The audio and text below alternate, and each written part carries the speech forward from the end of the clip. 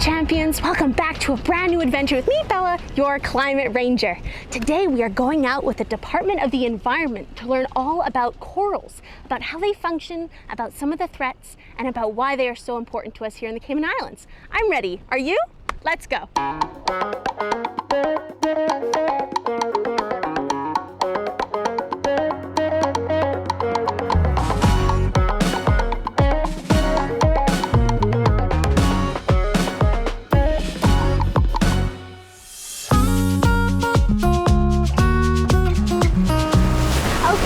So here I have Megan.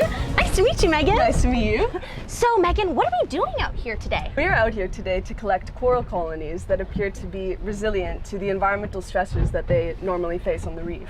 These corals will be brought back to our lab and they will be used as coral mommies and daddies that will grow babies that we can then replant back onto the reef. To start us off, what exactly is a coral and what is a coral reef ecosystem? So a coral is a living marine animal that is composed of tiny polyps, thousands of them. And within these polyps, they have zooxanthellae, which are a type of algae that form a symbiotic relationship with the coral. So the algae provide the coral with energy that they get from photosynthesis and the calcium carbonate that they need to build their skeletons. And then the corals provide the algae with a home, shelter, and then the nutrients that it needs to carry out its functions. That's cool. And so within an ecosystem, what is that role that they play? So all the coral colonies put together then form the entire reef structure, which houses thousands of biodiverse species, plants, animals. Cool. I love it. Thanks. So now I am here with Anne, another one of our coral experts. So Anne, tell me about coral reefs and how they might interact with the other animals, marine organisms in the sea. You know, do they use them for homes? Do they eat off of the coral reef? You know, how does it work? Absolutely. So corals form the basis of the whole coral reef ecosystem, so they're hugely important. They provide shelter for smaller reef fish. You might see parrotfish eating the actual coral. This is really cool because the section that they take off the coral, they actually make space for more corals to settle. So that dual role is pretty impressive. They also take in a lot of the carbon that we emit into the atmosphere as humans in pollution. So they're really crucial in maintaining that our island is healthy.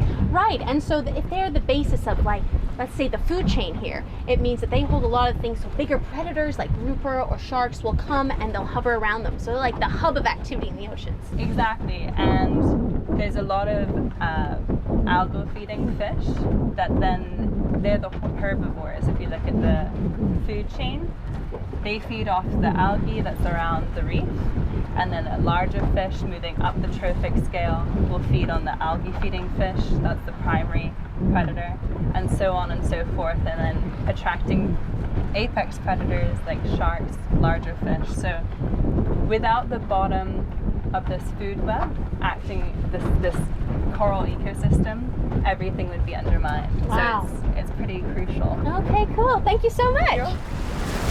Well, that was an incredible morning out at sea with the DOE team collecting coral eggs for spawning. And now we're going to learn a bit more about the DOE's Coral Lab. And we're going to learn it with DOE Research Manager, Croy McCoy. Hi, Croy. Hi. How you doing, Bella? How you doing? I'm great. We missed you on the boat.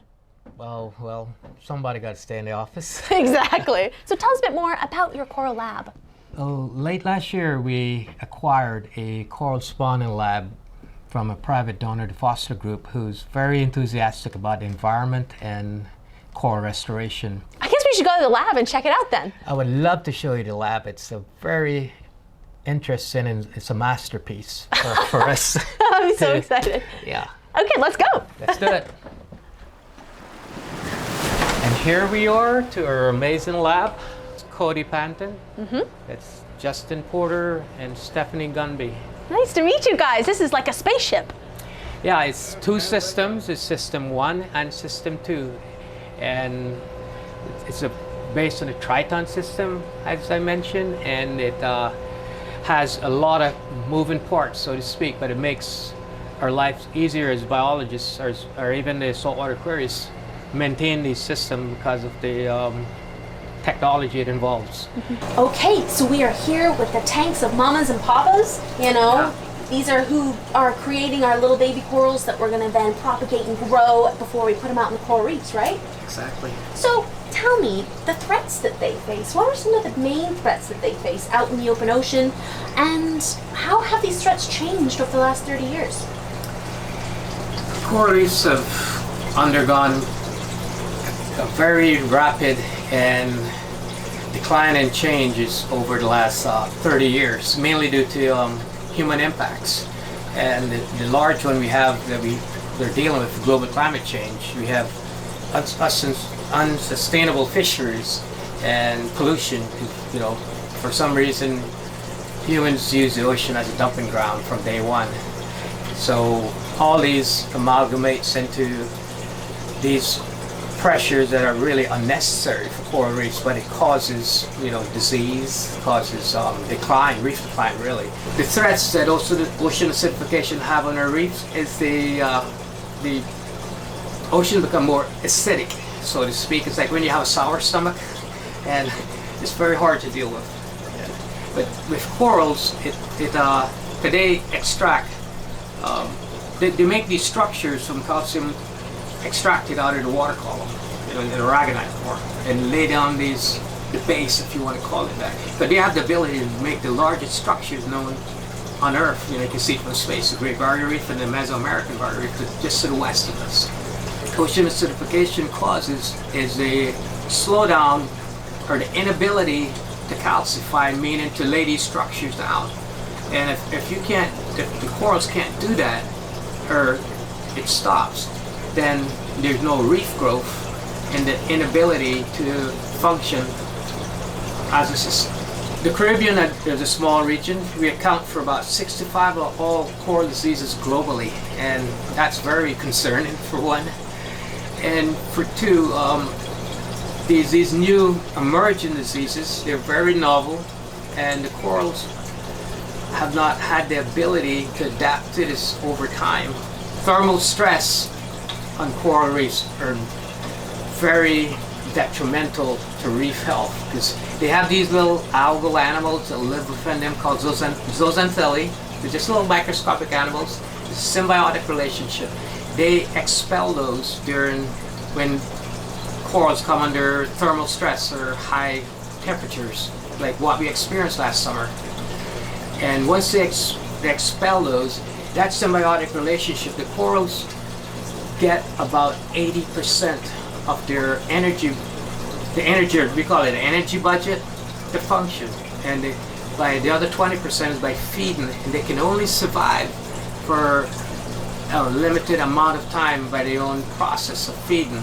And if they don't repopulate with these animals that have the ability to photosynthesize and give them energy, they will succumb, and you have mortality or death in the end. So I'm here with Steph now. Nice to meet you, Steph. Nice to meet you too. So this is the labby part. You can see all of these. What are these boxes? These are the grow out containers. Okay, so Steph, there's a lot of things around here, and obviously corals are really important because we're putting a lot of effort into saving them. Yeah. So why are they so important to the Cayman Islands, and what has been done to protect them, and what else could be done to protect them? Corals are definitely very important for a wide variety of reasons. In Cayman specifically, tourism is really huge for Cayman as a country and as an economy. And a lot of that tourism revolves around people flying in for the purpose of our corals, to see the beautiful reefs that we have, to interact with everything that we have in the ocean. So that is a very big and important reason for the corals in Cayman specifically. Another reason that corals are so important is for protection from the shoreline, especially here in Cayman during hurricane season. Any tropical storms or just big storm systems that come by, the coral reefs that form barrier around the island work to dissipate a lot of that wave energy to protect our coastline. Corals also form very large coral reef habitats and ecosystems, which increases a lot of the biodiversity in Cayman's waters generally. Corals are also very important for capturing carbon. Carbon that's in the oceans, they take a lot of that and act as carbon sinks, so they incorporate that into their calcium carbonate skeletons, which increases their growth. as well. Right. So they help us in our battle with climate change as well. They definitely do. Oh, So cool. definitely worth protecting, definitely worth saving. And so what has been done to protect them here?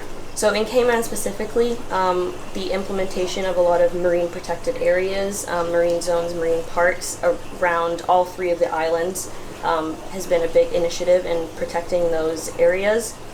Another initiative is what we're doing here in the lab, bringing these corals in, trying to spawn them, grow up those recruits, and also selecting corals that have maybe shown increased resilience, so have survived disease thus far or recovered well, have also recovered from bleaching, and hopefully spawning those and ideally producing corals that are more resilient going forward in the future. Cool. And what could anybody do to help every time they go in the ocean? How could they be helping corals? I think definitely just being very aware, being aware when you're in the ocean, when you're interacting with corals, with coral reefs, not touching and interfering with things, just admiring from a respectful distance, being a respectful swimmer, respectful diver. We all want to do our part in that way. And what about coral reef sunscreen? How do you feel about that? Definitely a must. We don't want to be putting anything into the ocean that could be harming our corals. So coral reef sunscreen, definitely the ideal choice when you're out for a day on the water. Awesome. Thanks, Steph. Thanks for having me. Remember, you are empowered and capable of making meaningful changes every day for the future of our island. Now, don't forget your reef safe sunscreen, wear your rash guards, don't touch coral, and get out there and explore more of our coral reefs. I'll see you next time, Climate Rangers.